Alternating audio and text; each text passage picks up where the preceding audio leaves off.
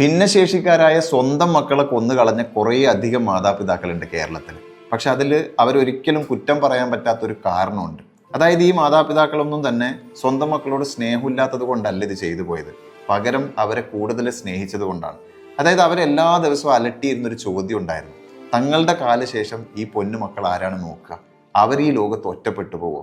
ഈ ഒരു ഭീകരമായ ചോദ്യമാണ് ഇങ്ങനെ ഒരു തീരുമാനത്തിലേക്ക് അവർ ഓരോരുത്തരെയും എത്തിച്ചത്. പക്ഷെ ഇനി അങ്ങോട്ട് അങ്ങനെ ഒരു ചോദ്യം ഓർത്ത് കേരളത്തിൽ ഒരു മാതാപിതാവും തന്നെ കരയേണ്ടി വരില്ല, ആ ഒരു ചോദ്യത്തെ ഭയപ്പെട്ട് ജീവിക്കേണ്ടി വരില്ല.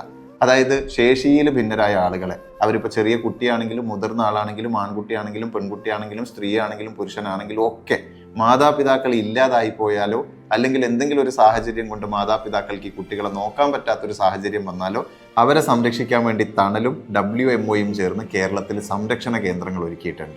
അതുകൊണ്ട് നാളെ നിങ്ങൾ ഈ ലോകത്ത് ഇല്ലാതായി പോകുന്നൊരു കാലം ഓർത്ത് നിങ്ങളുടെ മക്കളെക്കുറിച്ച് ആലോചിച്ച് പേടിച്ച് ജീവിക്കേണ്ട. നിങ്ങളുടെ മക്കൾ സുരക്ഷിതരായിരിക്കും, സ്നേഹിക്കപ്പെടും, പരിചരിക്കപ്പെടും. നിങ്ങൾ ആകെ ചെയ്യേണ്ടത് അങ്ങനെ ഒരു സാഹചര്യം വന്നു പോയാൽ ഈ നമ്പറിലേക്ക് ഒന്ന് വിളിച്ചാൽ മാത്രം മതി.